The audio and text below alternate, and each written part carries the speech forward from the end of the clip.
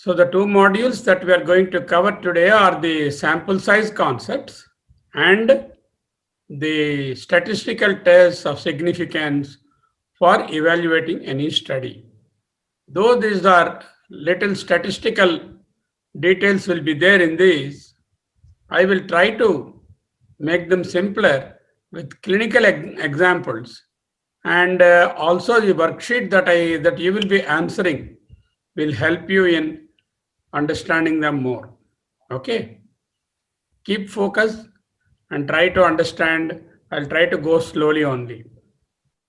Session starts now. So let us go ahead with the sample size concepts. What is sample size and how we go about that? So as you can see here, why does this matter to do a workup? Why don't I take just some number, arbitrary number, 50 people, 100 people like that? So there are scientific and ethical implications in taking the correct sample size. I'll show you what they are. There are statistical definitions, there are certain notations or terminology that is being used, and the question that need to be answered prior to determining the sample size. There are a few questions that you need to answer first before we approach a biostatistician or a methodologist to tell what is the sample size. Supposing you come to me and ask me, sir, how many subjects I need to study in each group? If you have 2 or 3 groups, per group 100 or 200 or 50, then I will ask you some questions to answer. Without you giving me the data, I will not be able to tell you the sample size. The study design issues also affect the sample size. There are some basic simple formula. It is a very advanced subject, and we are not going to go into those details for this workshop is a basic workshop. So we will limit ourselves to the understanding more rather than the calculation. So if there is a calculation involved, there are calculators, there are programs on the computer. Don't worry, they will help you. But if the concepts are understood, that is good. Okay. Now, you can see there are 4 boxes around the sample size. These are the 4 important things you must first figure out before you think of a sample size. What is that? The first one is the frequency of the outcome. The frequency, if it is ordinal or nominal, it will be a proportion. If it is a variable like continuous variable or a number, it will be a mean. Mean is denoted as mu. Mu1, mu2 are the mean of the first group, mean of the second group, mean of the study group, mean of the control group. Likewise, proportion of the group 1, proportion of the group 2, either maybe treatment A proportion, treatment B proportion, or control and case, whatever is your study. Proportions are ordinal and nominal data, which are not numbers, but only the order or the names. Whereas mu is the mean. The example is ordinal data, mild, moderate, severe, grades of dyspnea, grades of power. These are the ordinal data. We have already seen that. Then mu is the mean. Mean is applicable for values like blood sugar, cholesterol, blood pressure, heart rate, urea, creatinine, any one of them which are numbers. It doesn't matter whether it is continuous or discrete, it is going to be of useful to you. Now, when you look at the sample size, the first important variable that you will be requiring is the frequency of the outcome in group 1 and group 2, which could be a proportion 1 and proportion 2, or a mean 1 and mean 2. We know now where proportion is, that is ordinal and nominal data. Mean is for the number data or the discrete data or quantitative data. Then you also require to have some idea about the variance of the population, that the parameter you are going to study. How do I get that? This is from the literature. You can get a variance of the population if you are dealing with means. Okay. Then the expected difference. What is the difference that will be interesting to me clinically? That is between P1 and P2, P1 minus P2 or P2 minus P1, whichever is your hypothesis. What is the difference between the proportions or between the means? By M1 minus mu1 minus mu2, that is called the delta. Are you interested at a 10% difference or a 20% difference or a 50% difference? What is the difference you are interested? So P1 minus P2 or M1 minus M2 or mu1 minus mu2 is called the expected difference. This is what is clinically important to you. If there is a 2 millimeter improvement in blood pressure, you are not interested. Versus if it is a 10 millimeter difference, you may be interested. Likewise, the weight gain of 1 centimeter is you are not interested. Weight gain of 5 centimeters or more, you may be interested. So that is the expected difference which we have to a priori have some idea. How do I get that? If I know that, then why do I do the study? No. From the literature, you can get an expected difference and pin and say this is the minimum difference I would be looking at. Then type 1 and type 2 errors, which we have already discussed. Again, I am going to cover this type 1 and type 2 once again in a very quick way in this. These are the 4 important things. So for a sample size calculation, if I ask you, the first question in the worksheet asks, what are the 4 parameters you require to do a sample size? Number 1, frequency of the outcome, P1 and P2 or mu1 and mu2. Number 2, the variance in the population from study of literature, expected clinical difference that is interesting to you, a delta. Again, this can be from the literature. And type 1 and type 2 errors which you wanted to pin in. What is the type 1 error you want to allow and what is the type 2 error you want to allow. So these are the 4 determinants of the sample size. So let's go further. Now, in the sample size calculation, it is not an arbitrary number just out of the hat. Say 50 people you study, 100 people you study. You should not do that. Must be decided in consultation with a methodologist or a biostatistician. Okay, we must specify the alpha and beta error to the methodologist, as I told you, type 1 and type 2 error. And we must also have an estimate of the mu1 and mu2 and the P1 and P2 in your study groups. If there are more than 2 groups, then you have to have mu1, mu2, mu3 estimate. Likewise, P1, P2, P3 estimate also you have to have. Secondary outcomes of interest also you may have to consider and their proportions. There are 2 types of studies, what is called the intention to treat, the other is called the per protocol treatment. Intention to treat means whoever has left the study due to adverse effects or due to their own reason, they are withdrawn, they are still considered as though they have continued under the randomization.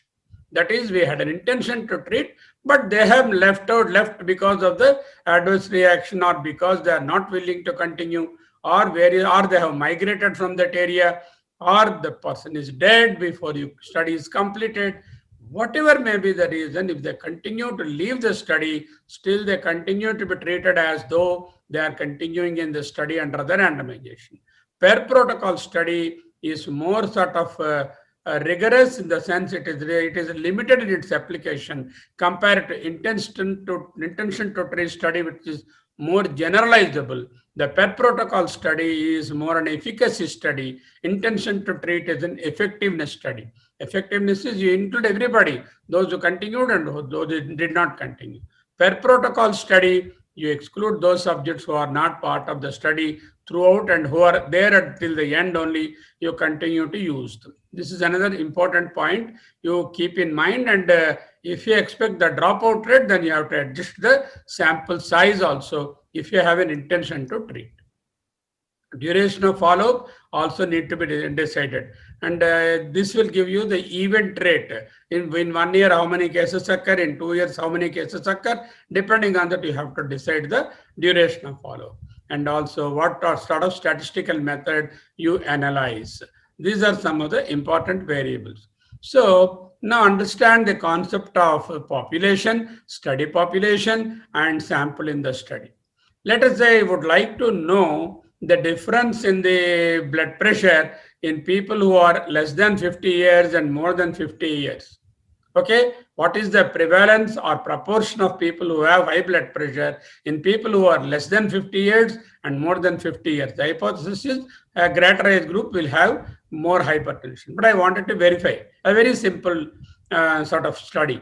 So the population will be entire Srikakulam district. You wanted to generalize. So the population of Srikakulam district, maybe I don't know, maybe around 50 lakhs or 60 lakhs will be the population of the Srikakulam district. You will not be interested to waste your energies on studying everybody and then seeing whether they have blood pressure or no blood pressure. Instead, you define the study population. Okay, I will not take the entire Srikakulam district. Maybe I will confine myself to the Srikakulam town and two or three other adjoining villages, because the hypertension varies between urban and rural. Say 4 villages around Srikakulam and one Srikakulam population together will be my study population. So from the entire district population, you have narrowed down to a small area in and around Srikakulam, and that becomes your study population. Even then, that will be more than around 5 lakhs or 6 lakhs Srikakulam population plus the neighboring 4 villages. I can't study all of them. I don't have the time, nor the resources, nor it is required also. Then I draw a sample. What do? I take a random sample of around, say, 10,000 people from the Srikakulam city itself, and then another 10,000 people from the neighboring villages. So that 20,000 or 50,000, whatever is that you decide according to the calculation, that will be your study sample. So this situation like this, where the population encloses the study population encompasses the sample population, is what is called a representative sampling. So that the sample represents the study population, which represents the general population as a whole. This is what is called the representative sampling. The other way around, now look here. Here the population is somewhere. Our study population is not from Srikakulam. They are from the other adjoining district, or from Orissa. You have included some people, and your sample also is not congruent with that. Such a population, such a study is a non-representative sampling. Okay. Now, from scientific perspective, can't we be sure we have made the right decision regarding the effect of the intervention? Every investigator wants to make a right conclusion. He does not want to imprison a person who is not a culprit, nor he doesn't want to leave a person who is really a culprit. Both have a type. Imprisoning a person who is innocent and not a culprit is a type 1 error of commission. And leaving scot-free a criminal and not arresting him and imprisoning him is an error of omission, or called the type 2 error. We have already looked at that. However, we want enough subjects to be enrolled to adequately address the study question and to feel comfortable that we have reached a correct conclusion. This is the objective of every investigator. Okay. Now, supposing I take too few subjects. Instead of studying 500 from the sample size calculation, I say I'll study only 50 people. The number may be so small that you may not reach the conclusion, you may not be able to differentiate the two groups and demonstrate the difference between the two groups. A smaller number of subjects always reduces the ability to detect the difference if it is there. That is why the power of the test will be lower and the study will be inconclusive. What if I have taken too many subjects? Let's say instead of 500 people, let me include 5,000 people or 50,000 people. Your resources are wasted, and suppose you are trying an intervention. A is a new intervention, B is the standard intervention. You are risking the new intervention on a larger number of people without even knowing whether it is going to work or not. So that's also unethical. So inability to conclude, as in case of the previous slide, or exposing subjects to unnecessary risk when you are using an intervention trial, both are unethical. So what you have to do, you have to take the right number of subjects. So now you come back to the null hypothesis. Already the seeds are sown in your brain. What is null hypothesis? Null hypothesis is let us say there are two treatments we are trying in our study population. Treatment A, a standard BP drug amlodipine. Treatment B is equal to a new BP drug called cilnidipine. So the proportion of people who improve in their blood pressure, proportion will be P1 and P2. Then naturally we can say H0 is, there is no difference in the proportion of people who have LVH or who have no LVH, or controlled on blood pressure or not controlled, dichotomous. You have said, yes, BP controlled, no BP controlled, it becomes a nominal or dichotomous, and then you have a proportion of people. And the H0 or null hypothesis, you say there is no difference absolutely. P1 is equal to P2, or the proportion of people with hypertension control in the cilnidipine group is the same as the other group. That is the null hypothesis. Now, by doing the study, we try to reject the null hypothesis or accept the null hypothesis depending on the result. So the second one, of course, is not H0 and it is H1. You read it as H1 or that is called HA or alternate. Sorry, that is okay. The H0 is same because there you are considering the mean. It could be a proportion or it could be a.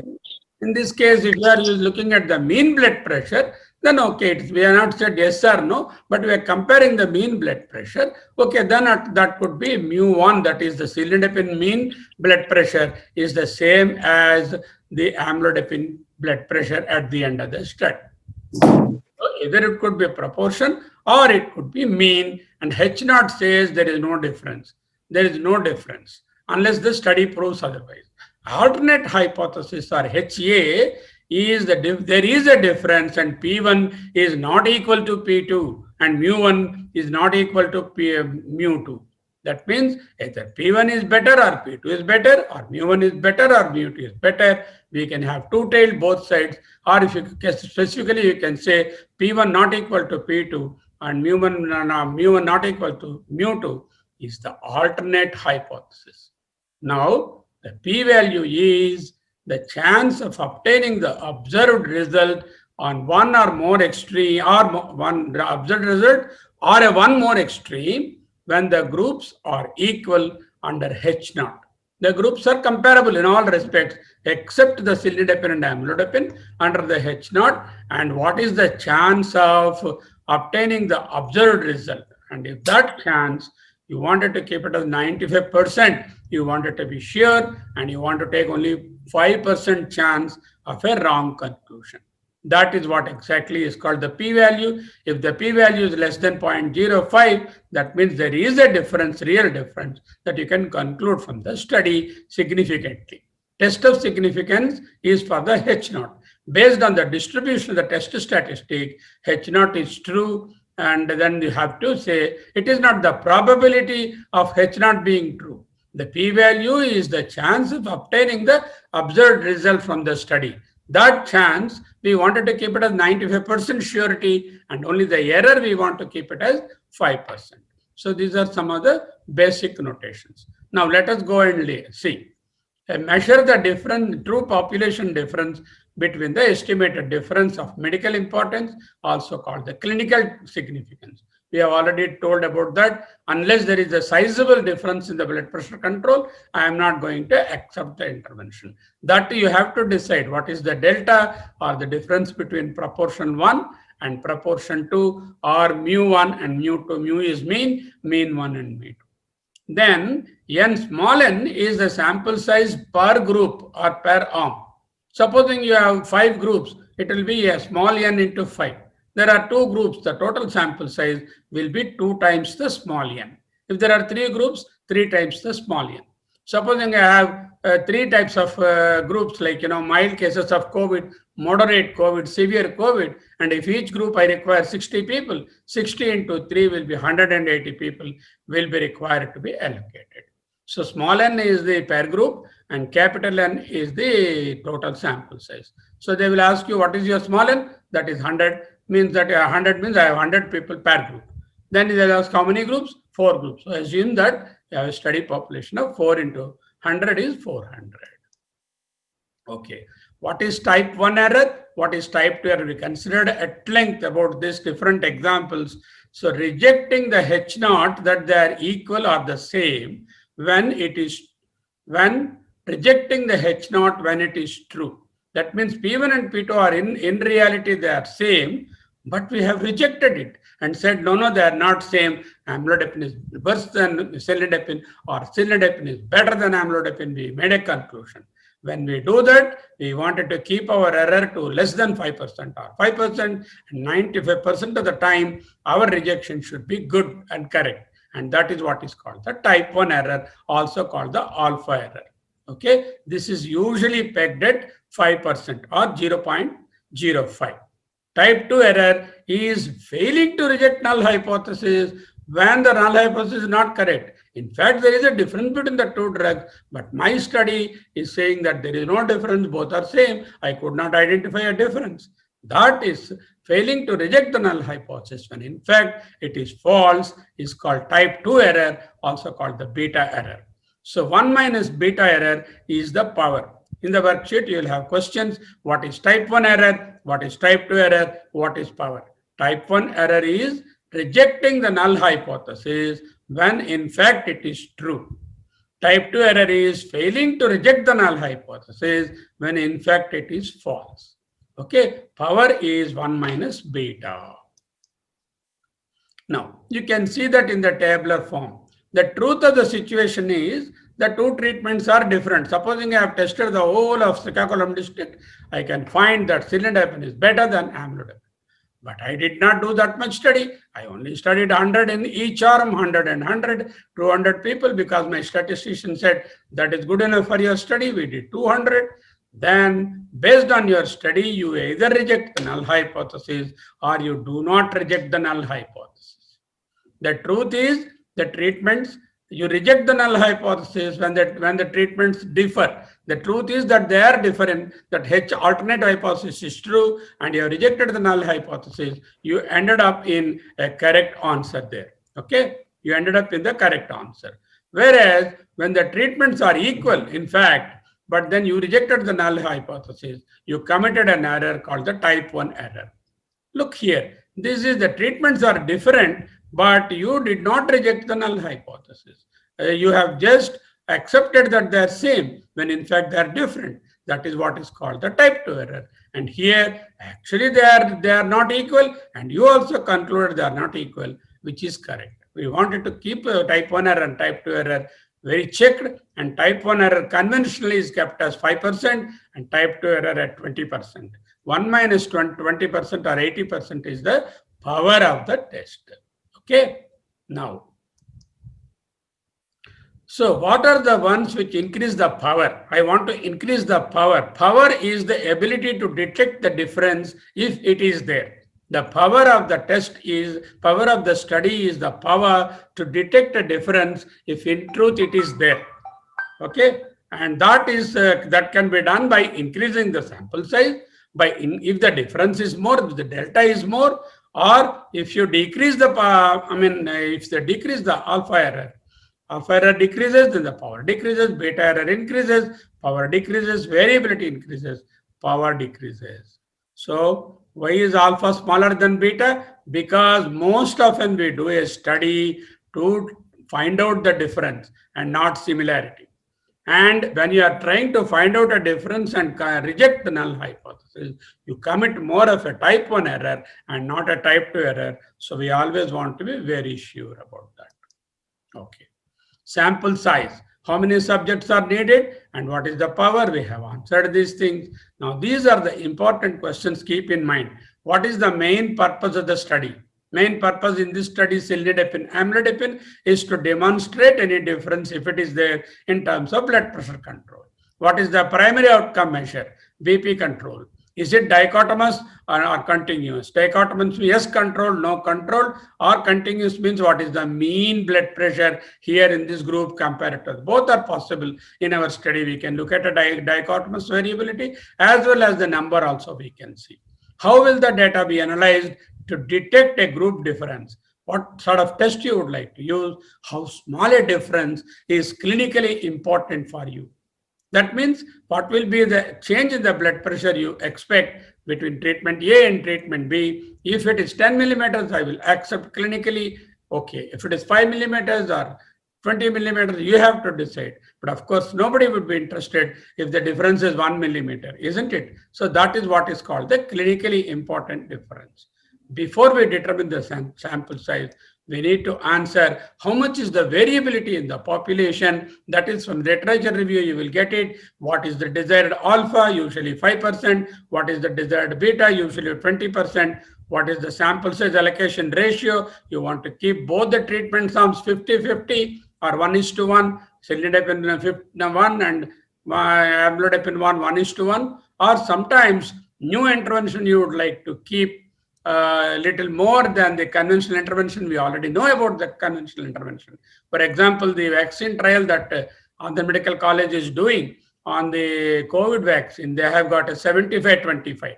75% are getting the vaccine, 25% are getting the placebo. So the allocation ratio also you can decide. What is the anticipated dropout also you must know. Then you can adjust for the intention treat type of study. So these are the things. Let us take an example and work out. Does the ingestion of large doses of vitamin A as tablet form prevent breast cancer? Somebody had a hypothesis, large doses of vitamin A over a period of time will reduce breast cancer. Okay. How do I go about doing this investigation? Suppose we know from the tumor registry of an area that the incidence rate of breast cancer for a 1 year period in women aged between 45 and 49 is 150 cases per 1 lakh population. This we got. This is what is called the population statistic. We got from the tumor registry that there will be around 150 new cases, incidence cases occurring in 1 lakh population in that age group of breast cancer ladies. Okay, breast cancer diagnosis will be around over 1 year period in that registry, in that area, 45 to 49 age group, 150 cases per 1 lakh, which is quite small, isn't it? So naturally, you're required to study a larger number of people. For example, hypertension. What will be the number of hypertensives per 1,000? Per every 100, there will be 5% or 4%. In 1,000, there will be 50. In 10,000, there will be 500. In 1 lakh, there will be 5,000 cases. But here, the number of cases are lower because that is how the disease is. The disease is not that common as hypertension. Okay. Then we went on to randomize the women into vitamin A and placebo. Okay. Now, what happens now? Group 1, control group given placebo by pill, as a pill. And we expected that the placebo will be the same as the registry, 150 cases per 1 lakh. Group 2 is the intervention group where vitamin A is given. We expect a 20% reduction. That is the clinically meaningful reduction the clinician thought. 20% of, 20% of sort of 150 will be 120. 150 is the normal occurrence and reduction of 20% means for 120 and another 50, 10, that is 30 cases are less than the 150. That means 120 cases will occur. Now I know the proportion P1 and P2. P1 is 150 per 1 lakh. P2 is 120 per 1 lakh. Okay. Now null hypothesis is my P1 is same as the P2. Whether I give vitamin A or not, P1 and P2 will be the same. So I'm not going to, that is null hypothesis. But my interest is to disprove, to reject the null hypothesis and accept that there is a difference, that P1 is not equal to P2. So how did I go about? That is one example.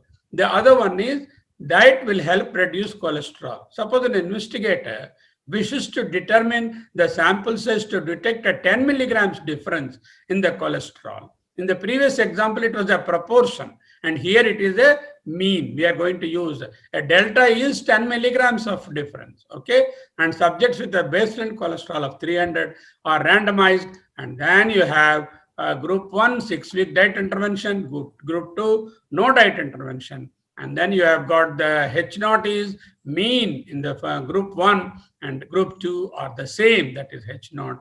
Whereas alternate hypothesis is mu1 is not equal to mu2. Okay, the delta here he is postulating is around 10 milligrams difference between them.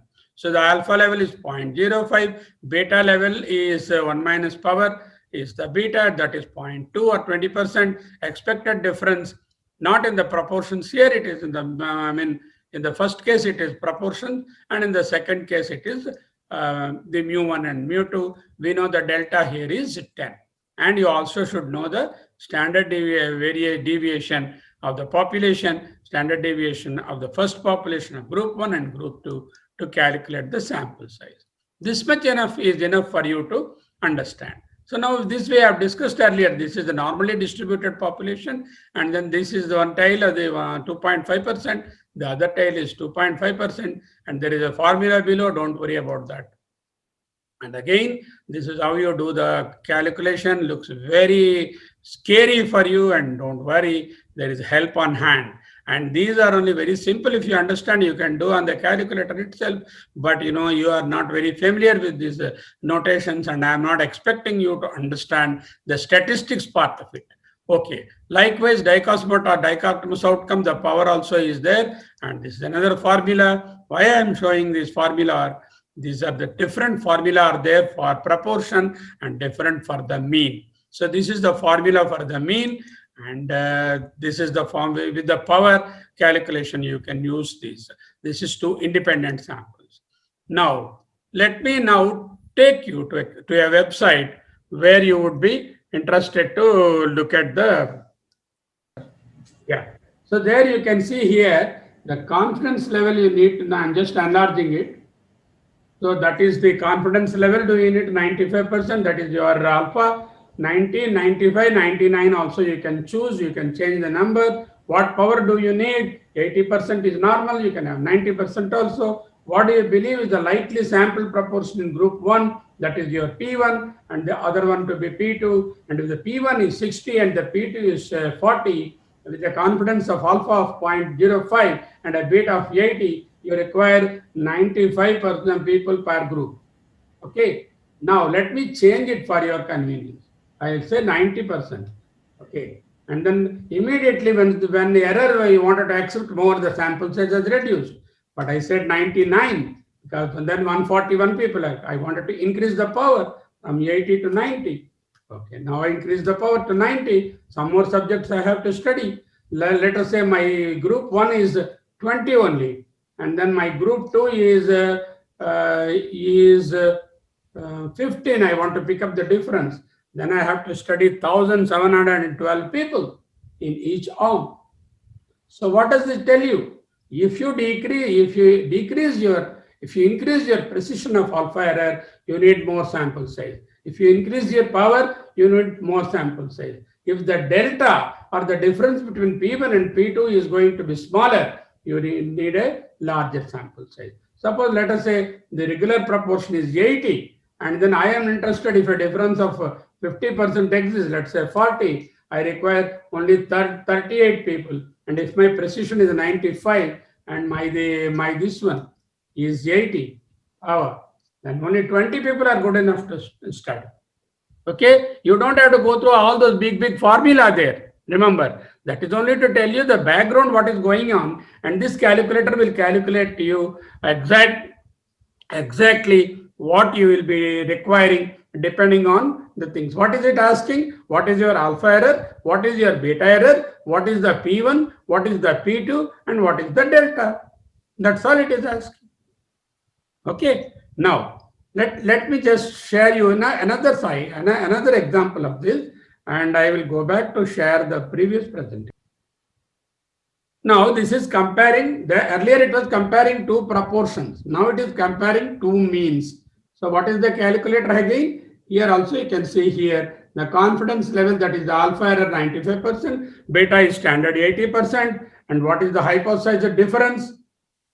Population variance is, let's say I increase the population variance to be higher, then I require more population. I reduce the variance, it is less population. See the bottom red line. The recommended sample size 157. I have said population variance is very high, then I require 15,000 and odd subjects. Let's say the population variance is 100, 16 subjects are sufficient. Hypothesize difference between mu1 and mu2, that is the delta. Delta, let us say I want to pick up a very small difference, let's say 5, and I require more subjects. And if my variance is 1,628 subjects, 10,000, 6285. Or if I want to pick up a difference of 20, then naturally sample size will come down, and I can as well have the variance at 90. So all these tells you very simply, the statistically we require only what is your alpha error, which is always constant. What is your beta error? Usually that is also constant. What is the delta hypothesis difference, mu1 minus mu2 in your expected study? That I get it from the literature. And then what is the variance? If you have these two, then you will be able to find out for a proportion as well as for a mean the calculation from the site.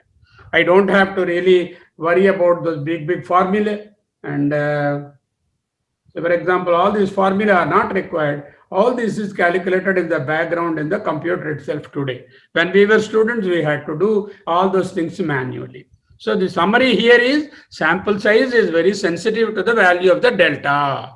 If the larger the difference, the smaller will be the sample size. If you want to make a minor difference, larger will be your sample size. Okay, if the delta is larger, the sample size is smaller. If the delta, if you want to look at a very minor difference, the sample size is going to be larger. N required for higher power to detect smaller difference. If you increase the power, the N increases. Consider the current knowledge and feasibility. Examine the range of values. For example, delta, you can say it is 20%, 15%, 10%, 25%. You can see, work out the sample size and reasonably take a sample size which you will be able to handle. At the same time, a reasonable delta you have factored. Then for several N, find the power. So for example, you have a group size of 50, and then like that 5 groups are there, then you have to multiply by 5. Often increase the sample size to account for the loss of follow-up or dropout or deaths or migrations. For that also, if I assume that there will be a 10% dropout over a period of 1 year, I increase the sample size by 10% so that I will have the sizable number when they finally conclude the study. The only basis of only the basics of sample size are covered. And with this, I am going to stop the sample size. 45 minutes is the time I allotted for myself, and I am well within the time. I am going to stop it, and our faculty will give you the worksheet on sample size. You just answer that. Once you are ready, kindly tell me, and I am just pausing the recording.